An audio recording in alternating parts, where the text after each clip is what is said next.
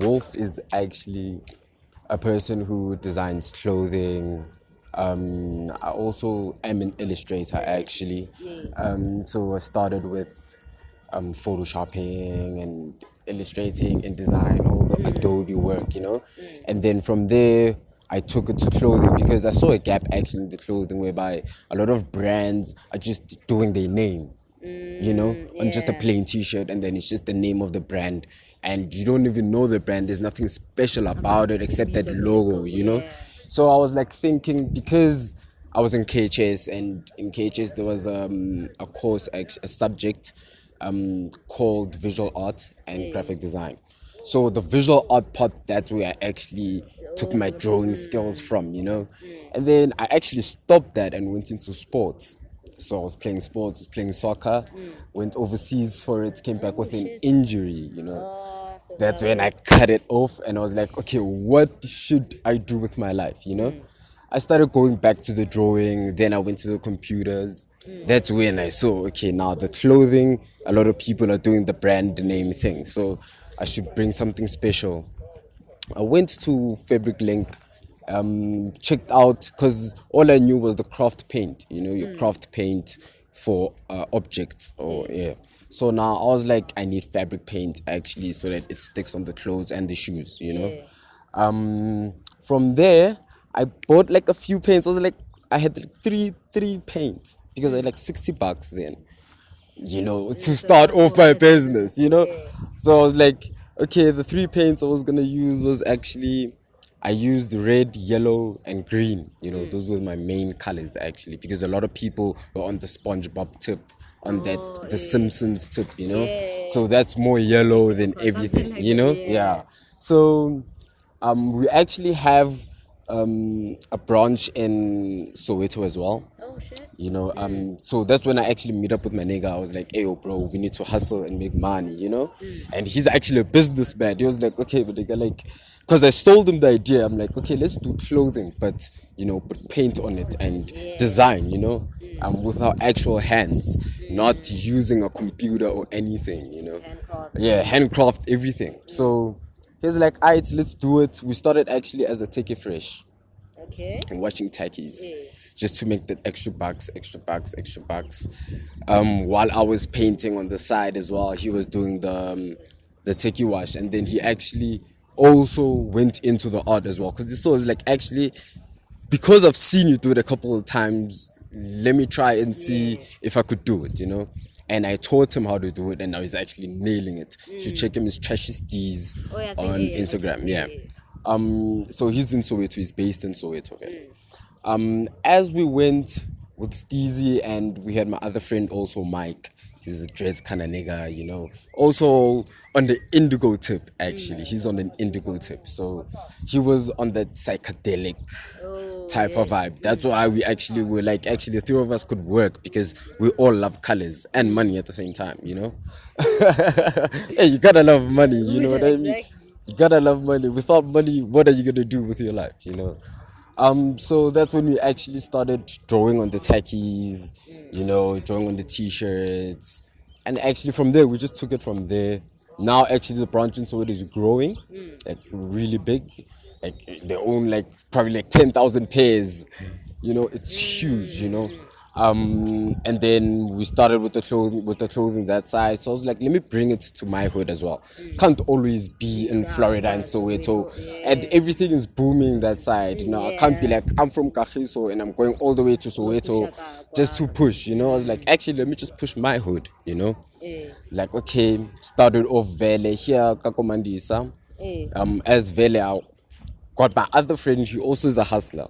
I was like to him, he will do the tackies, the washing of the tackies, and I'll design the tackies, and then from there we actually saw the splash design thing, but now we're like, how are we gonna make the splash unique, from the other people who are doing the splash, and then we're like, we can actually physically draw the cartoons and everything, which went into actually illustrating a person, and we make you a cartoon, and then we do you like on a t-shirt or something, and how we actually get our money is events most of the time. You know, events save our life because a lot of events are doing clothing stalls. And actually, when you walk up to the event and look at the clothing stalls, it's exactly the same thing that they're doing. It's just the name that's different. Even the brands were like, hey, dog, can you please, you know, splash on my thing? And then it's special from the other brands. That's when we saw actually what we're doing is really unique. Actually, this year, This year. believe it or not, this year. Oh shit. This year, this is when we started. Actually, we're like, let's try and push this, you know. So you still in school? Nah, no. Oh. I dropped out of school for this, actually. Yeah. I dropped out of school. I was doing my second year. No, my first year last year. I was going to do my second year this year. And I was like, actually, what I'm doing, I'm not happy with. It was system development. So I was like, hey, programming and nah, that's not. I'm an arty type of person, you know. So that's when I dropped out. I'm like, hey, let me hustle the money and try to do what I do, you know. What you love. Yeah, you know. And luckily enough, my family was there to support me. That was Illustrator, Vele. How I started off with that. That was your very first. That was like my very first type of pieces, you know. And because I normally did posters for people, you know, just did a poster. If you want a poster, I'll just do it for you. If you're an events company, if you want. That's actually how I got the connect into going to the events for the clothing, because of I did posters for them, you know. Yeah. So the illustration part actually, I began it last year. January. You know, everything is recent, you know. Everything that I found out that this is who I am is actually recent. It's like 2 years I've been in the game, actually. If I could say. So through that piece, what were you trying to convey? What was the message behind it? What Yeah, with that piece actually, because a lot of people are misunderstood, you know. And that's actually my first brand was called Misunderstood Generation because of that, you know. You never know what are you feeling inside. You never know what another person is feeling, or what they see or what they think, you know. And I felt like at that time, because that was like one of my first pieces, I was trying to find myself, you know. So the skin cracking was like, I don't know who I am, you know, and I'm trying to put back the pieces so that I can find out who I am. That was the rusty me, you know, the me that I thought I was and I actually wasn't, you know. I was living someone else's life, not knowing who they are, you know.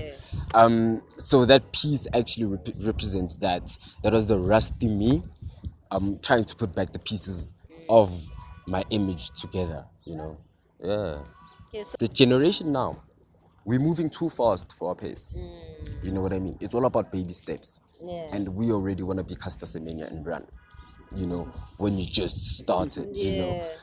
That's why even a lot of events fail, is because of that, actually. It's because they rush into making the event and not actually promoting the event, you know. And promoting the event takes baby steps. You don't promote an event a month back in 1 month, you know. It takes, you know what I mean? Exactly, you know. And people who are actually owning those events that are going big are actually older people, because they've understood that you need to take baby steps, you know. And we just rushing everything. We're like, hey, let me do this. Okay, now this is not for me. And I feel like maybe there's too many opportunities for us. We tend to get lost now. Okay, actually, what am I gonna do? Because there's just so much out there, and we feel like our life is too short. You know, we feel like we're on that YOLO tip. Our life is too short, whereby now you need to rush everything that you like, and thinking that actually if you just find yourself first before you encounter the world, that's when you will succeed. Pushing the hood is what we should actually do. Pushing South Africa is what we should actually do. You know, instead of now buying your Nike every time, buying your Adidas, and at the end of the month, actually in the middle of the month, you broke, because now you've used up all the money for the brands, whereby you could have just. Because me, I'm a thrift person, actually. I thrift for days, you know. I prefer thrifting over anything, you know. Because like I feel like even retail prices are too much. They're way too much. I feel that is actually why also the youth, we tend to be misled. I feel like we're hidden. I feel like we think we wouldn't have that support that the community would give us, because of the past in the West Strand. A lot of people in the past wouldn't support you if you pushing a brand, That's why a lot of people would actually Rather go to Josie, go and go hustle there and then come back this side. Just live this side, not even push this side. You know what I mean?